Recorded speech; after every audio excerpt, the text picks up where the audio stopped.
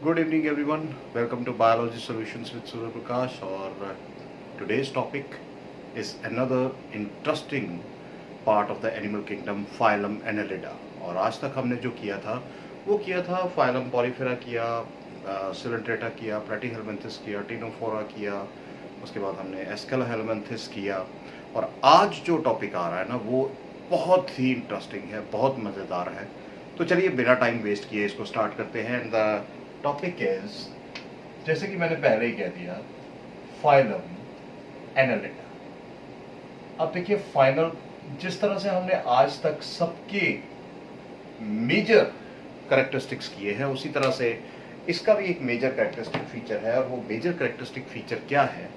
That is they are segmented worms.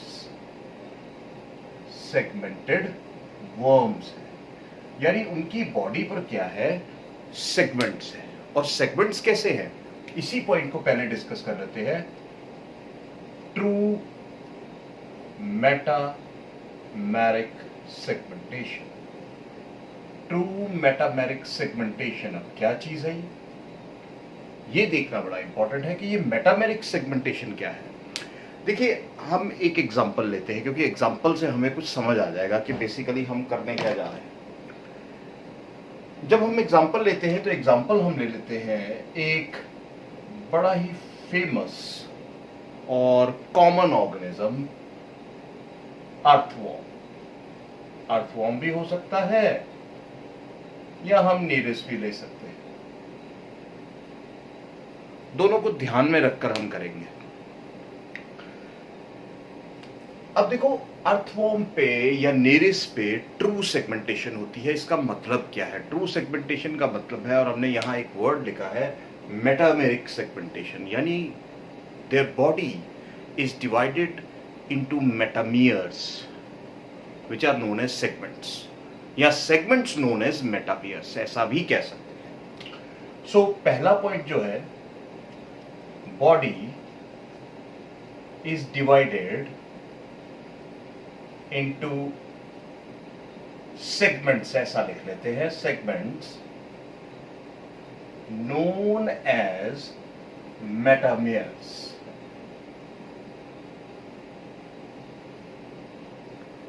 और एक चीज बता दूं कि ये हर एक जो सेगमेंट है वो इंडिपेंडेंट होगा. वो इंडिपेंडेंट होता है, उसके पास अपनी ब्लड वेसल होती है, अपनी नर्व्स होती हैं. उसको किसी की ये नहीं है कि किसी के ऊपर डिपेंडेंट है. हालांकि वो इंटरकनेक्टेड होते हैं लेकिन इंडिपेंडेंट है. रिप्रोडक्टिव स्ट्रक्चर्स भी कई सेगमेंट्स के पास होते हैं, तो ये भी हम ध्यान में रखेंगे. अब देखिए ये जो मेटामेयर्स है कैसे होते हैं. Let us start.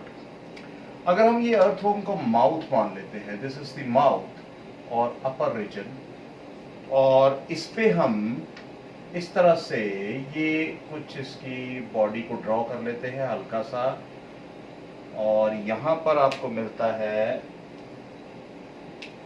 एक और सेगमेंट. फ्यूज सेगमेंट्स होते हैं यहां पर, वाइडेंड एरिया है, और इसके साथ साथ ये एक ऐसे ही एक स्ट्रक्चर ड्रॉ कर देता हूं जल्दी से.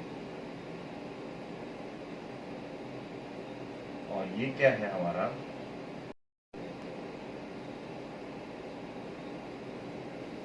ये हमारी अर्थवॉर्म का एक हम स्ट्रक्चर बनाने जा रहे हैं. पूरा तो नहीं सही तरीके से बनता, लेकिन एक एक व्यू हम दे रहे हैं.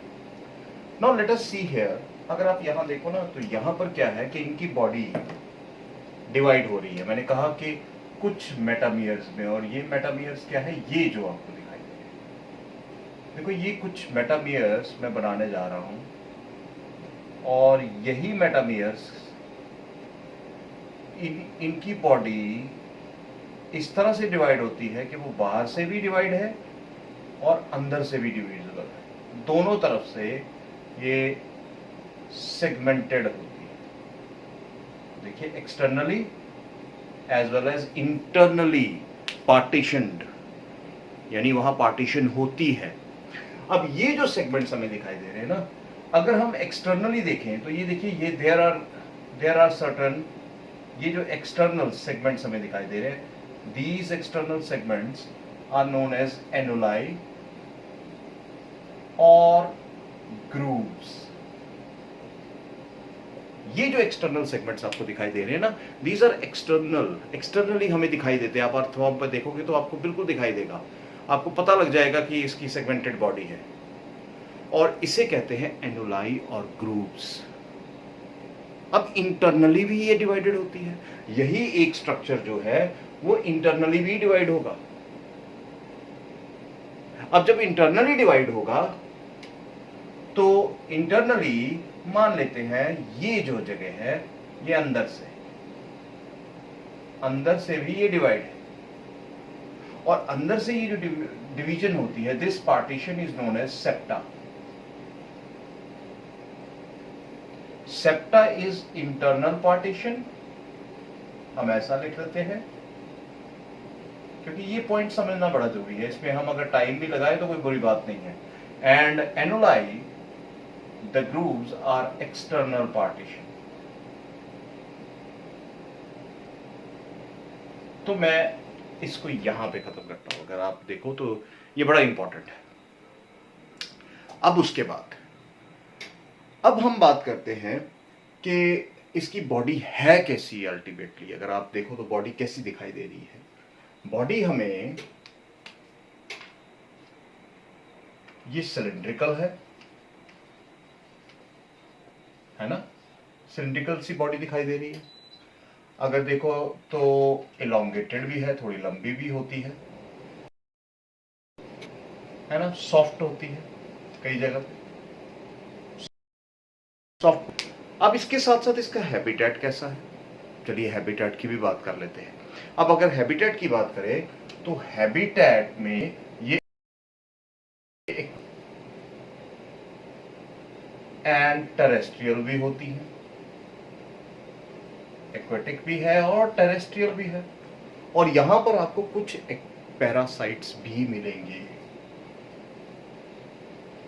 कुछ parasitic forms, few parasitic forms भी आपको मिलेंगे। जैसे हम कहते हैं लीच, हिरुडिनेरिया एक्टोपैरासाइट है वो, है ना, ब्लड सकिंग कैटल लीच होती है।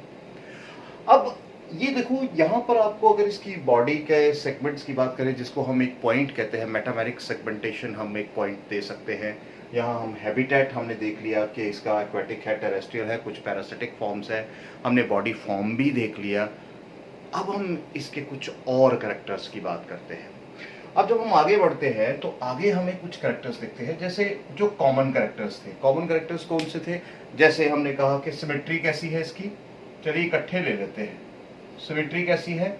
बायलेटरल सिमेट्री है, और ये हम जानते हैं कि बायलेटरल सिमेट्री क्या होती है। इसके एंटीरियर और पोस्टीरियर एंड भी है। इसके बाद फिर आ जाता है जर्म लेयर्स, ट्रिप्लोप्लास्टिक है, यानी कि 3 लेयर्स है, एक्टोडर्म, मेसोडर्म एंड एंडोडर्म। और अगर इसकी लेवल ऑफ ऑर्गेनाइजेशन देखा जाए तो लेवल ऑफ ऑर्गेनाइजेशन है organ system level of organisation, बिल्कुल एस्केलेहेलमिंथेस की तरह ही। क्लियर? तो देखिए ये कुछ कॉमन पॉइंट्स हैं जो आपको लिखने ही लिखने हैं और याद रखने ही रखने हैं, इंपॉर्टेंट पॉइंट्स हैं। अब इसके बाद आ जाता है कि देयर इंपॉर्टेंट, अब आगे चलते हैं। सीलो, ये पॉइंट को मैं मिटा ही लेते हैं, फिर डिस्कस करते हैं क्योंकि थोड़ा सा जगह भी चाहिए। तो चलिए ये सारा हम पार्ट मिटा ही देते हैं, फिर इसको बना लेंगे अगर बनाने की जरूरत आएगी। देखो सीलो, सीलोम क्या होता है? अब देखो हमने पहले भी डिस्कस किया है, प्रीवियस वीडियोस में भी किया है। तो सीलोम इसका कैसा है, मैं यहां कहूंगा कि ये ट्रूली सीलोमेट है। They are truly coelomate, truly coelomate. Clear है भाई? अब ट्रूली सीलोमेट का मतलब क्या हुआ कि कौन सा सीलोम है, एंटेरोसीलस है या सिजोसील है, ये भी प्रीवियस वीडियो में हमने बताया है। तो यहां देखिए, याद रखिए, date is they are शिजोसील type of coelom, they possess शिजोसील type of coelom. अब थोड़ा सा शिजोसील को देखना जरूरी है। शिजोसील क्या है? शिजोसील देखो क्या होता है कि जैसे ये एक मेसोडर्म लेयर है, हम जानते हैं कि सीलोम जो है वो मेसोडर्म लेयर से बनता है। दो तरीके से बनता है। अब मैं एक तरीका बता देता हूँ, दूसरा तरीका नहीं बताऊंगा, उसको बाद में देखेंगे क्योंकि कंफ्यूज हो सकते हैं हम। ये मेसोडर्म लेयर है, ठीक है। हम जानते हैं कि इसके पास 3 लेयर है। ट्रिप्लोब्लास्टिक लेयर है, आउटर एक्टोडर्म, मिडल मेसोडर्म और इनर एंडोडर्म। और हम ये भी जानते हैं कि मेसोडर्म बनता कैसे है, सीलोम बनता कैसे है, मेसोडर्म से बनता है। अब ये शिजोसील टाइप ऑफ सीलोम क्या होता है कि जब ये मेसोडर्म इस तरह से स्प्लिट हो जाएगी, देखो ये मेसोडर्म है ना, ये स्प्लिट हो गई। अब ये जो जगह बीच में आपको स्पेस दिख रही है, this space is coelom. Simple सी बात है। अब इसको डायग्रामेटिकली समझते हैं। डायग्रामेटिकली समझने की बात करते हैं। अगर आप डायग्रामेटिकली हम समझने की बात करें तो देखो, मान लेते हैं ये हमारे पास एक लेयर है और ये लेयर कौन सी है? ये लेयर है एंडोडर्म। एंडोडर्म इनरमोस्ट लेयर है। और इसी इनरमोस्ट लेयर के बाहर मैं आज दूसरा पेन ले लेता हूं, ये रेड वाला, और यहाँ क्या है? हमारी मेसोडर्म लेयर पड़ी है। ये हमें मेसोडर्म लेयर दिखाई दे रही है। चलिए ये मेसोडर्म लेयर ले लेते हैं, ठीक है। क्लियर भाई सबको? आई होप दिखाई दे रहा होगा। अभी मेरे पास इतने बर्ड्स तो नहीं है, पर फिर भी मैं कोशिश करता हूँ कि आपको जितना हो सके क्लियरली दिखा सकूँ। और ये हमारी मेसोडर्म लेयर के सेल्स आ गए। हम जानते हैं एम्ब्रियोनिक ये किस तरह से इनकी गैस्ट्रुलेशन प्रोसेस के वक्त ये बनती है। और यहाँ भी इसी तरह से ये मेसोडर्म है लेयर है। चलिए जल्दी से, क्योंकि ये समझना बड़ा ज़रूरी है, क्योंकि कई जो ये वीडियो देख रहे होंगे उनको शायद ये पता ही नहीं चले कि स्प्लिटिंग क्या हो रही है। ये मेसोडर्म लेयर है अंदर, ठीक है। और इसके बाहर हम ले लेते हैं ब्लैक ले लेते हैं, और यहाँ पर आ गई ये हमारी आउटर एक्टोडर्म। अगर ऐसा किसी के पास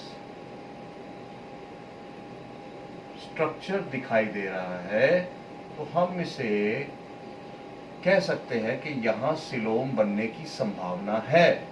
पर सीलोम बनेगा कैसे? क्योंकि हम सीलोम की डेफिनेशन कहते हैं कि ये एक ऐसी स्पेस है जो एम्ब्रियोनिक गट और बॉडी वॉल के बीच में होती है। इसको समझना जरूरी है, जरा ध्यान से समझिएगा। अब लेबल कर लेते हैं। ये एक्टोडर्म है, ये एक्टोडर्म है भाई, क्लियर। और इसके बाद रेड, ये आ जाता है रेड कलर जो लेयर आपको दिखाई दे रही है, ये मेसोडर्म है, ठीक है भाई। और इसके बाद जो अंदर ब्लू कलर में आपको दिखाई दे रही है, that blue coloured layer is endoderm.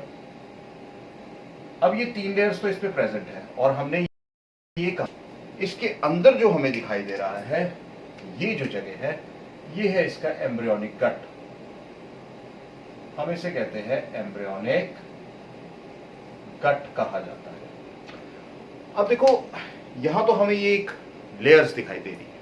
अब मैंने कहा शिजोसील टाइप है, यानी यहां स्प्लिटिंग होती है, पाउच फॉर्मेशन नहीं होती। शिजोसील, हम इसी डायग्राम को अब नीचे लेते हैं, यहां पे ले लेते हैं ताकि थोड़ा सा समझ सके हम, और इसको नाम दे देते हैं शिजोसील। क्लियर है? अब शिजोसील कैसे बनता है? जैसे मैंने कहा था कि स्प्लिटिंग होती है। चलो स्प्लिटिंग कर लेते हैं जल्दी से। ये हमारी वही ब्लू वाली आपको दिख रही है, क्लियर। ये देखो ये बन गई हमारी एंडोडर्म लेयर, एंडोडर्म लेयर है। इसके बाहर अब होता क्या है कि ये जो रेड लेयर जो मेसोडर्म है, इसकी होगी स्प्लिटिंग। ये देखो ये स्प्लिट होगी, ये थोड़ी सी हम बड़ी बनाएंगे ताकि स्प्लिटिंग दिखाई दे। और देखो किस तरह से मैं इसको कंप्लीट करता हूँ। और ये देखिए अब वो सिलोम बनने जा रहा है। अब इसमें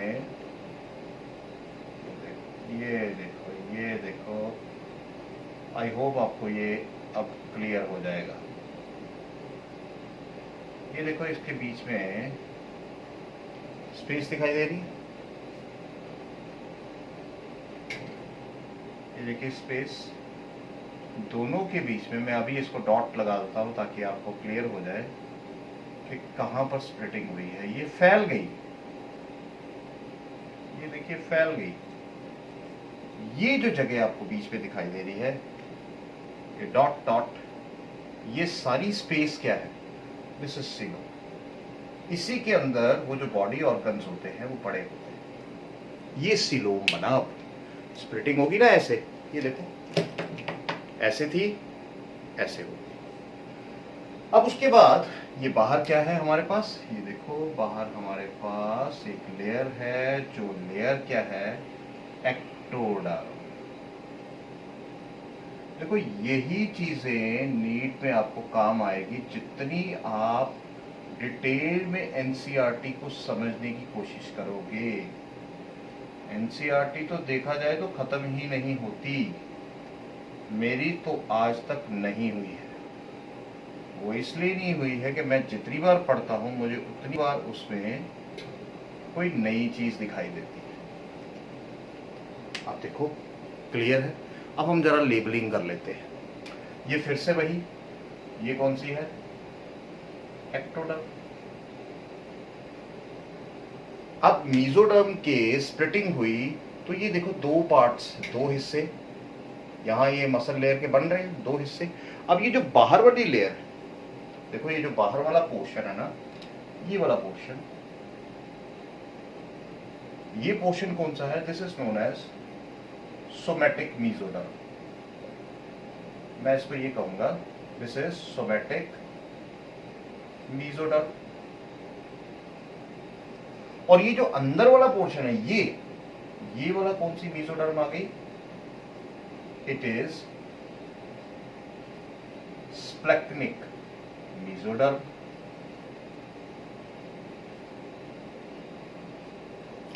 तो मीजोडर्म जो है वो जब स्प्लिट हुई तो उसने दो हिस्सों में डिवीजन कर ली।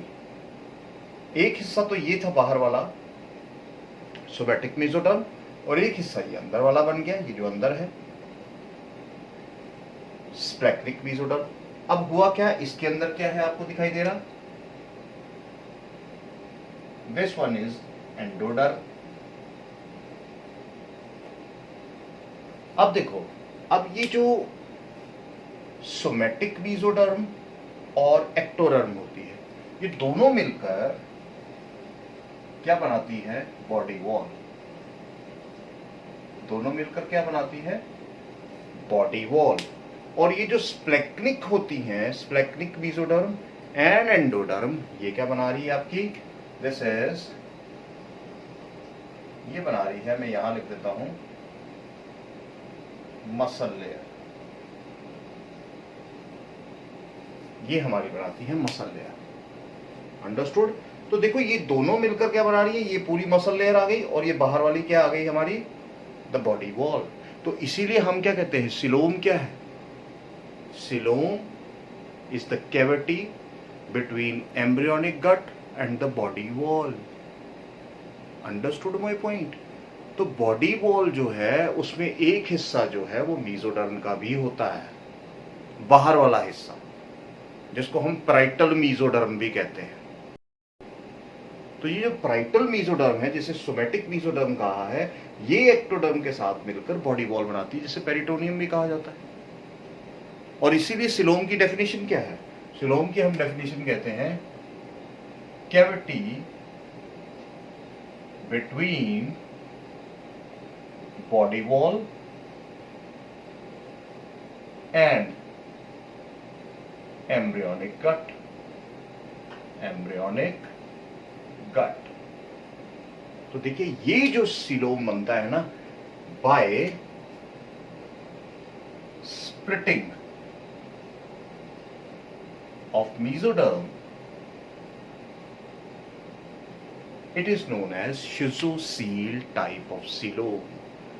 आई होप अब आपको समझ आया होगा कि ये जो सीलोम है बेसिकली आपको इसीलिए ये याद रखनी है, छोटी सी चीज।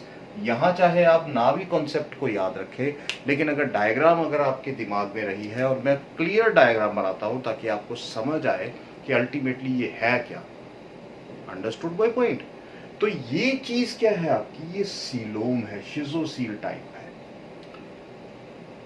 अब इसके बाद आई होप आपको ये समझ आया होगा। अब इसके बाद हम लेते हैं नेक्स्ट जो पार्ट है, सीलोम के बाद आ जाते हैं अब इसके अपेंडेजेस। तो इसको मिटा देते हैं, ठीक है। अपेंडेजेस को ले लेते हैं। यहां भी एक बड़ी इंपॉर्टेंट चीज आती है कि यहां अपेंडेजेस क्या है। जब हम क्लासेस पढ़ेंगे कल, नेक्स्ट लेक्चर क्लासेस का होगा, थोड़ा सा छोटा सा क्लासेस, हमें डिटेल में नहीं जाना है, कोई स्ट्रक्चर नहीं पढ़ने हैं हमने छोटे सी चीज़ें पढ़नी है, छोटी मोटी चीज़ें जो नीट के लिए इंपॉर्टेंट है और हमारे एकेडमिक के लिए इंपॉर्टेंट है, क्योंकि एमसीक्यू तो आता ही है।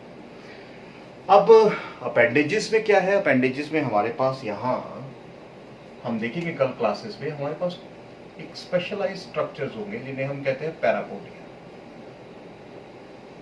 पैरापोडिया होंगे। There are cirri or cirrus, they are also present. Tentacles are also present.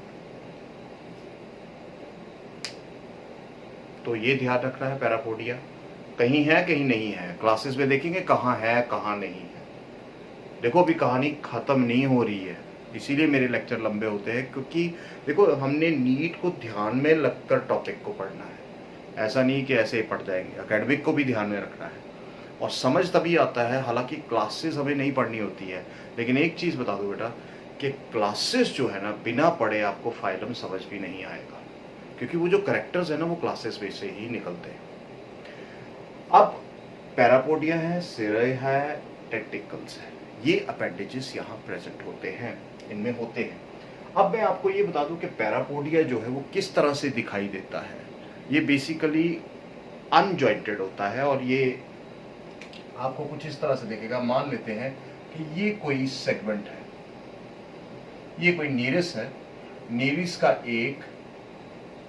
एक सेगमेंट है। अब इसके ऊपर किस तरह से होंगे पैरापोडिया, कैसे अरेंज होंगे? देखो पैरापोडिया यहां किस तरह से अरेंज होंगे। दिस इज सिरस, ठीक है, यहां पर इस तरह से होगा। और फिर क्या बनेगा, यहां हमारे पास होंगे पैरापोडिया।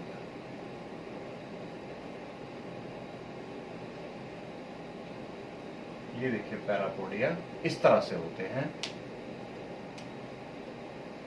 और ये हमें यहां पर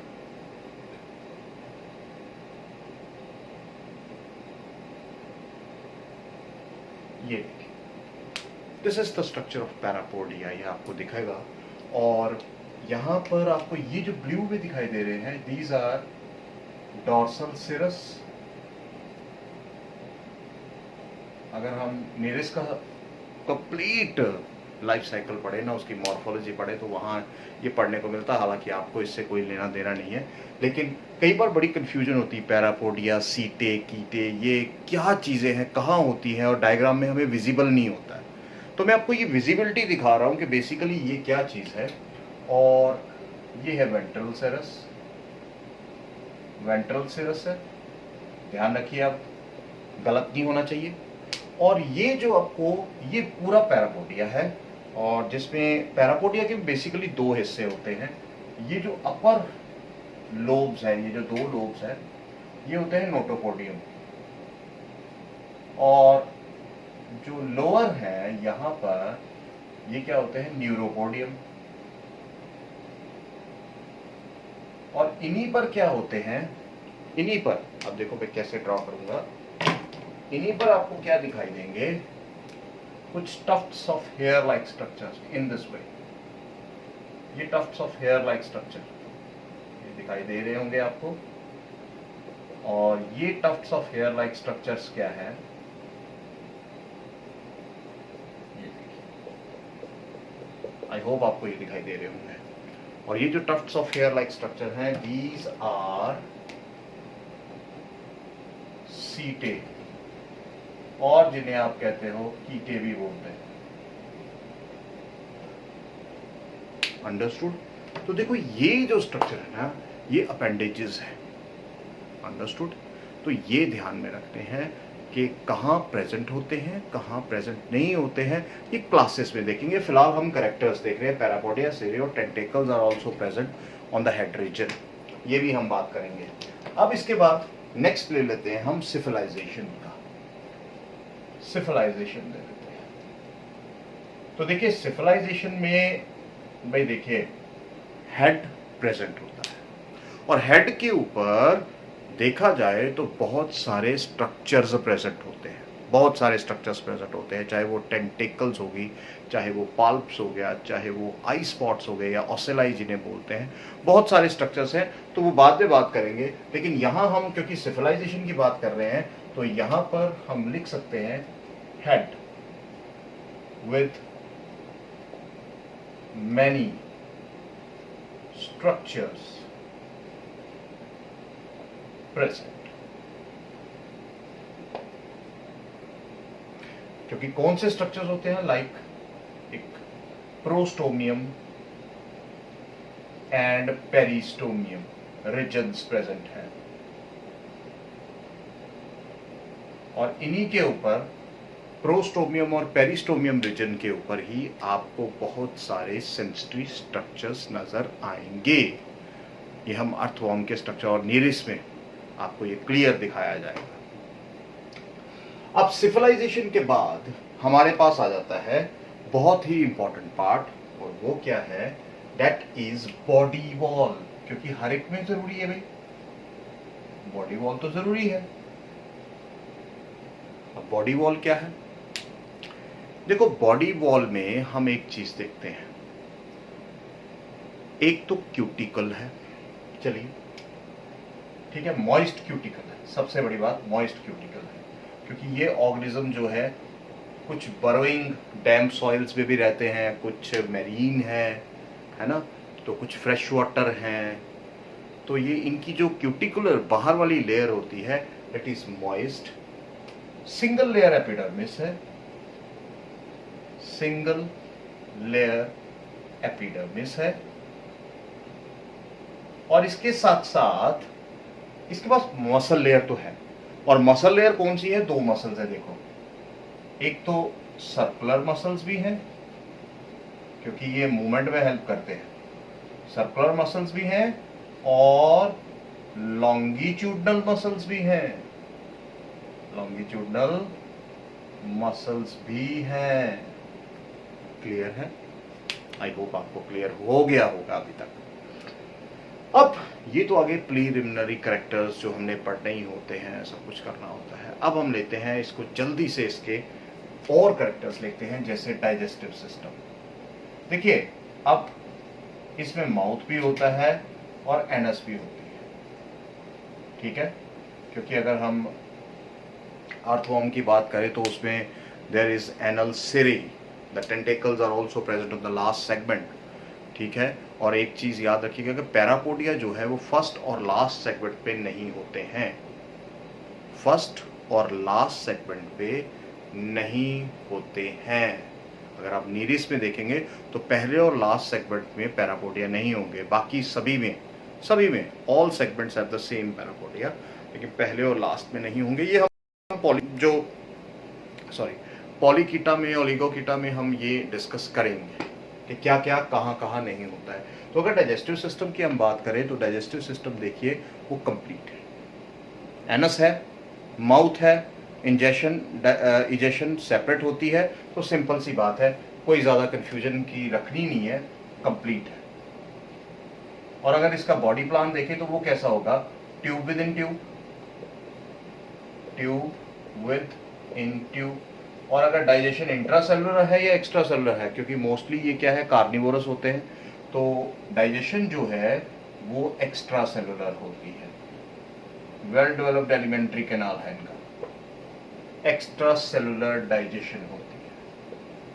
तो देखिए इस तरह सिंपल चीजें हमने डाइजेस्टिव सिस्टम को एक्सप्लेन कर देना है। अब उसके बाद आ जाता है रेस्पिरेटरी सिस्टम। तो देखिए रेस्पिरेटरी सिस्टम में क्या है, क्यूटिकुलर रेस्पिरेशन होती है, mostly cuticular.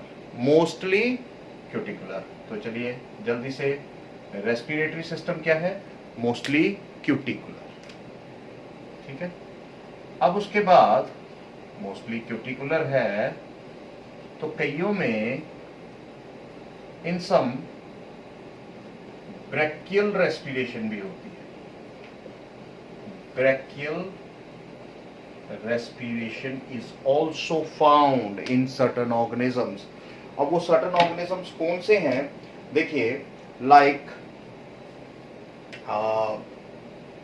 there is lukewarm, मैं यहां लिख देता हूं lukewarm।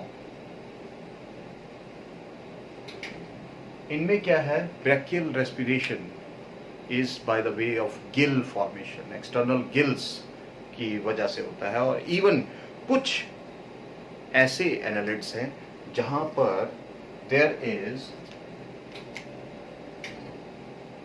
Respiration by parapodia.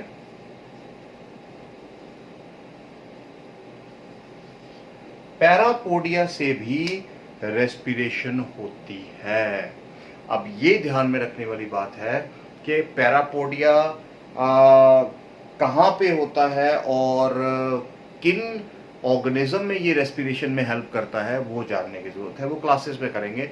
फिर भी मैं एक चीज बता दूं, एक हिंट बताते हैं, जैसे नीरिस में पैरापोडिया प्रेजेंट होते हैं और पैरापोडिया लोकोमोशन के साथ साथ रेस्पिरेशन में भी हेल्प करते हैं। तो यहाँ हम एक पॉइंट लिख देते हैं कि नीरिस में जैसे, तो ये भी एक इंपॉर्टेंट एमसीक्यू बन सकता है, ध्यान रखिए।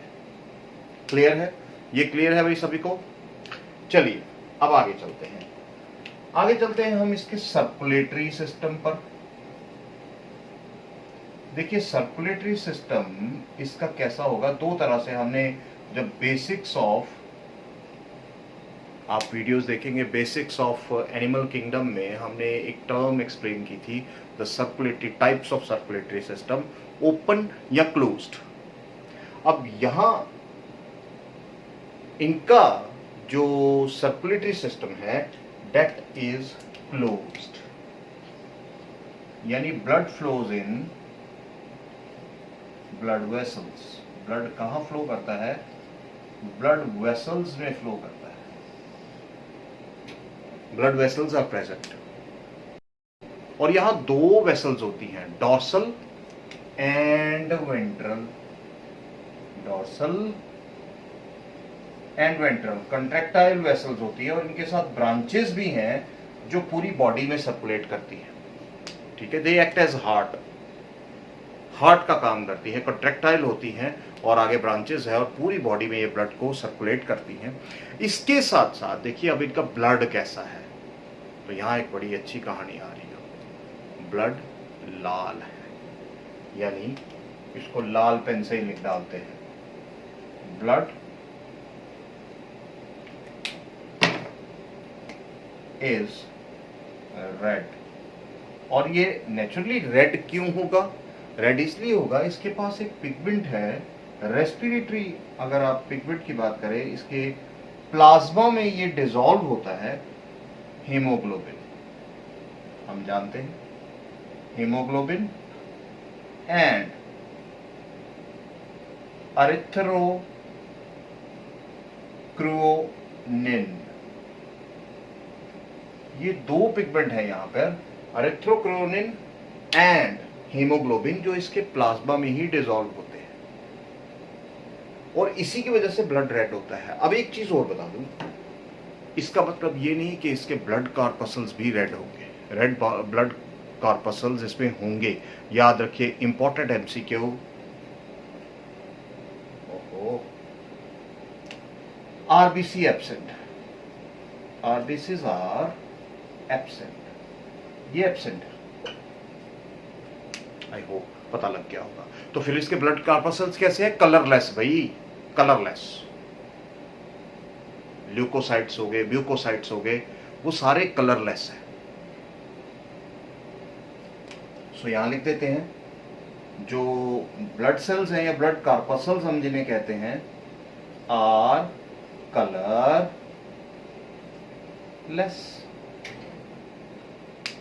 ये देखो, ये छोटी छोटी चीजें हैं ना, क्योंकि जैसे जैसे हम आगे बढ़ रहे हैं कॉम्प्लेक्सिटी बढ़ रही है।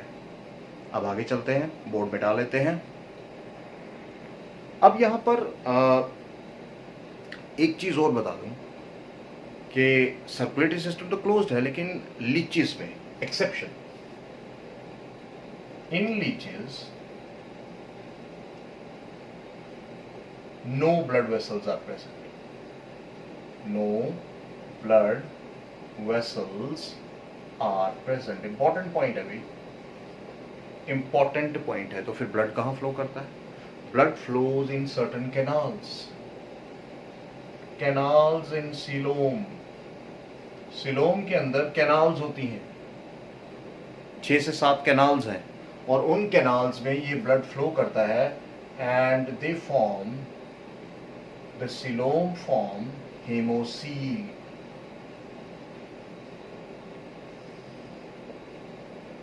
It is haemocoel. और इसी हेमोसील में अल्टीमेटली क्या होता है? द ब्लड फ्लो करता है। और इसीलिए लीचीज का जो सर्कुलेटरी सिस्टम होता है उसे हम कहते हैं हेमोसिलोमिक। हेमोसिलोमिक सर्कुलेटरी सिस्टम होता है, क्योंकि वो जो स्पेस होती है वहां पर, उसके बीच में ब्लड फ्लो करता है, इसीलिए हेमोसील कहा जाता है उसे, क्योंकि उस कैविटी में ब्लड पड़ा है। तो ये लीचीज में ही होता है। और याद रखिए, ये बहुत इंपॉर्टेंट है, important for neat and academics. याद रखिएगा भाई, बहुत बहुत बहुत मेहनत करनी है बस। इसके बाद, अब जब सर्कुलेटरी सिस्टम हो गया, अब इसके बाद आ जाता है एक्सक्रीटरी सिस्टम। अब देखिए, एक्सक्रीटरी सिस्टम सिंपल सी बात है, पहले हमने पढ़ा था, पहले फाइलम में एस्केल हेलमिंथेस में प्रोटोनेफ्रिडिया है, यहां नेफ्रिडिया प्रेजेंट है। Nephridia are present for excretion, nephridia present है। लेकिन अब होता क्या है कि अगर हम लीचीज की बात करें, लीचीज में स्पेशलाइज्ड टिश्यू होता है, और वो स्पेशलाइज्ड टिश्यू क्या है? That is botryoidal tissue. Botryoidal tissue. और ये टिश्यू अल्टीमेटली कहां होता है? This tissue is present in coelom. It is of brown coloured tissue present होता है उन स्पेसेस में, and that is botryoidal tissue. और ये टिश्यू क्या करता है? It removes the waste in leeches. Remember, removes waste in leeches. Understood? Hirudinaria, इनमें ये वेस्ट को बाहर निकालता है, ऑस्मोरेगुलेशन में भी हेल्प करता है। अब अगर देखा जाए तो इनमें एक्सक्रीशन के लिए मोस्टली अगर देखा जाए तो एक्वेटिक फॉर्म्स क्या करती हैं? Aquatic forms they excrete ammonia, ammonia को एक्सक्रीट करती है। और अगर हम टेरेस्ट्रियल फॉर्म्स की बात करें तो टेरेस्ट्रियल फॉर्म्स में क्या है? दे एक्सक्रीट यूरिया।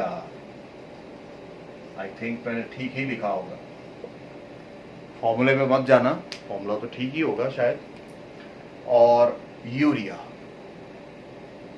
तो देखिए, यहां पर दो तरह के आपको एक्सक्रीटरी मटेरियल्स मिल रहे हैं, एक्वेटिक फॉर्म में अमोनिया और टेरेस्ट्रियल फॉर्म में यूरिया।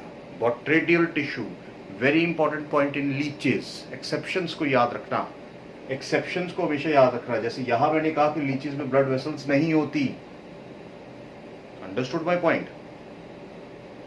तो ये चीजें, क्योंकि पॉलीकीटा, ओलिगोकीटा एंड हेरोडेनिया में क्लासेस में भी हम कुछ डिफरेंसेस करेंगे जो हमें याद रखने हैं नीट के लिए। कोई हमने वहाँ स्ट्रक्चर नहीं पढ़ने जाना है, तो कुछ डिफरेंसेस जो जिसके बिना पर हम क्वेश्चन बिल्कुल सही कर सकते हैं, वो चीज़ें याद रखनी है। अब उसके बाद आते हैं सेंसरी स्ट्रक्चर्स। तो सेंसरी स्ट्रक्चर्स में बहुत सारे सेंसरी स्ट्रक्चर्स हैं।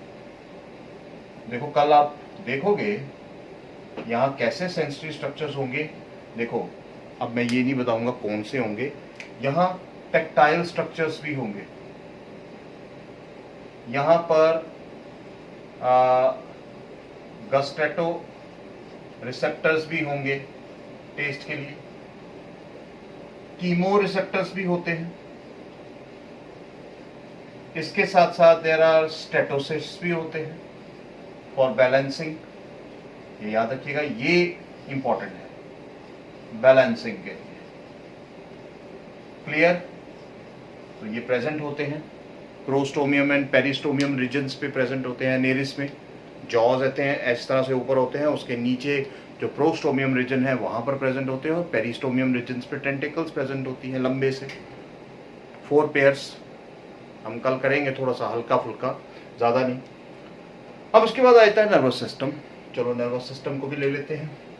तो नर्वस सिस्टम कैसा है? सर्कमफेरेंजियल रिंग है। देखिए जो ब्रेन का काम करती है, विच कंसिस्ट ऑफ ब्रेन। तो यहां क्या है?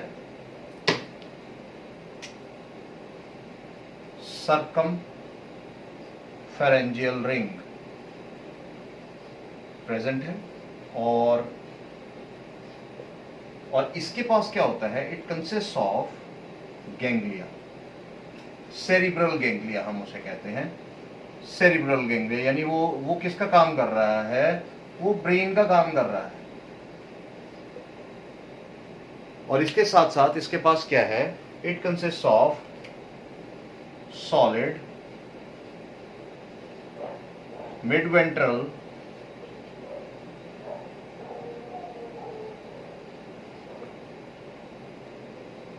Double nerve cord. क्लियर? तो इसके पास ऊपर गैंग्लिया है और नीचे क्या है? Double mid ventral solid nerve cord है। उसके बीच में गैंग्लिया भी है, कनेक्टिव्स भी हैं। अंडरस्टूड? तो यहां पर अब हम देख रहे हैं कि हल्का हल्का ये जो सेरिब्रल गैंग्लिया है, ganglia means collection of nerve cells आपस में साइनेप्स करते हैं और इकट्ठे हो जाते हैं और एक डार्क बॉडी जैसे स्ट्रक्चर बनाते हैं, जिसे हम गैंग्लिया कहते हैं। तो सेरिब्रल गैंग्लिया मींस ये ब्रेन का काम कर रहे हैं। और नीचे जो double mid ventral solid nerve cord आ रही है, वो पूरी बॉडी में अपने ब्रांचेस साथ में दे रही है, नर्व कॉर्ड्स निकल रही हैं, कनेक्टिव कमिश्नर्स निकल रहे हैं। तो ये भी यहाँ बड़ा इंपॉर्टेंट है। So nervous system is quite developed. अब ह्यूमंस की तरह तो नहीं, मैमल्स की तरह नहीं, कॉर्डेट्स की तरह नहीं, बट अगर देखा जाए तो डेवलप है भाई। अब इसके बाद चलिए फिर से हल्का सा मिटा लेते हैं और नेक्स्ट पॉइंट आ जाता है रिप्रोडक्शन। अब रिप्रोडक्शन क्या है? अब देखो दोनों तरह की रिप्रोडक्शन यहां प्रेजेंट है। दोनों तरह की रिप्रोडक्शन यहां आपको मिलेगी, और वो क्या है? सेक्सुअल एंड एसेक्सुअल दोनों है। एसेक्सुअल में जब हम करते हैं ना, तो एसेक्सुअल में हमें बडिंग भी मिलती है और फिशन भी मिलती है, और फिशन भी देखी जाती है। और इसके साथ साथ अगर देखा जाए तो इनकी रीजनरेशन पावर भी बड़ी हाई होती है। देखिए regeneration power is quite good, quite well और क्वाइट हाई हम कह सकते हैं। क्लियर? क्वाइट हाई होती है। और जब हम सेक्सुअल की बात करते हैं, सेक्सुअल रिप्रोडक्शन, तो सेक्सुअल रिप्रोडक्शन वेल डेवलप्ड है, वेल डेवलप्ड है। क्योंकि अगर नीरिस देखा जाए तो नीरिस क्या है? Nereis basically it's a dioecious animal, जिसमें इट इज ए यूनिसेक्सुअल, है ना। नीरिस एक डायशियस एनिमल है, अर्थवर्म एक मोनोएशियस एनिमल है। लेकिन दोनों अगर देखा जाए तो वो सेक्सुअल रिप्रोडक्शन शो करते हैं। और अर्थवर्म का तो एक बड़ा ही इंपॉर्टेंट MCQ आता है कि being a hermaphrodite, which of the following annelids show cross fertilization? Being a hermaphrodite, which of the following shows, और which of the following annelids हो सकते हैं, या which of the following organisms show cross fertilisation? वहाँ example दी जा सकती है, नेरिस होगा, ठीक है, आपके पास अर्थवर्म हो सकती है, कोई और 2 एनिमल दिए जा सकते हैं। लेकिन अब ध्यान देने वाली ये बात है, कोई और इन्वर्टिब्रेट दिया जा सकता है, लेकिन ध्यान देने वाली बात क्या है, यहाँ हमने अगर पढ़ा होगा कि earthworm whose zoological name is Pheretima posthuma, being a hermaphrodite means monoecious, both the sexes are present in the same individual, show cross fertilization.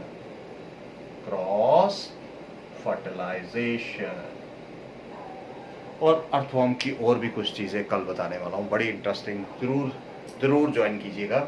And उसके बाद हम ले लेते हैं अनदर इम्पॉर्टेंट पार्ट कि फर्टिलाइजेशन कैसी है, तो एक्सटर्नल होती है। फर्टिलाइजेशन एक्सटर्नल, मोस्टली एक्सटर्नल ही होती है। और डेवलपमेंट कैसी है? Development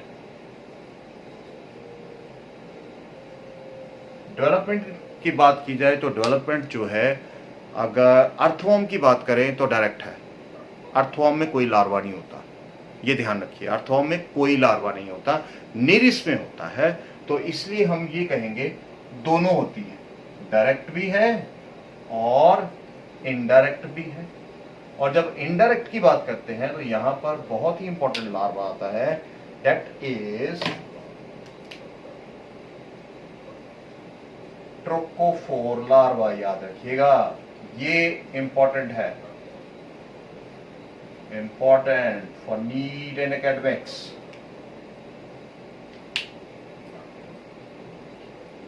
clear? और एग्जांपल्स कल उसमें भी करनी है, तो 1-2 एग्जांपल्स यहाँ लिख लेते हैं, अच्छी बात है, ताकि आपको वो याद रहे। कुछ कल थोड़ा सा स्ट्रक्चर भी ड्रॉ करेंगे। जैसे अभी आपने किया नेरिस, गुड एग्जांपल है, ठीक है, अर्थवर्म है, ठीक है, लीच है जिसको हम हिरोडेनेरिया कहते हैं, ठीक है, एफ्रोडाइट है, सी माउस है, ठीक है, एम्फीट्राइट है, ठीक है, एम्फीट्राइट है जो बेसिकली ब्रैकियल रेस्पिरेशन भी शो करता है, जैसे हमने ल्यूकवॉर्म कहा, तो एम्फीट्राइट भी शो करता है, टेरिबेला भी शो करता है। सो एम्फीट्राइट है, एफ्रोडाइट है, नेरिस है, अर्थवर्म है, लीच है, ये कुछ बड़ी ही वेल नोन एग्जांपल्स हैं। तो आई होप आपको ये समझ आया होगा, और कल हम एक और टॉपिक लेंगे, द क्लासेस ऑफ एनालिट्स, जिसमें हम ज़्यादा, मैंने कहा वो नहीं करेंगे, लेकिन एक जिसको कहते हैं डिफरेंस हम शो कर देंगे, कि जिससे हमें ये पता लग जाए कि बेसिकली इनके करेक्टरिस्टिक्स क्या हैं, और एनालिट्स को और समझने में मदद की जाएगी। Thank you very much. I hope आपको ये समझ आया होगा, और मुझे तो बहुत मज़ा आ रहा है। लेट अस सी अब आगे फर्दर क्या होता है। Thank you very much.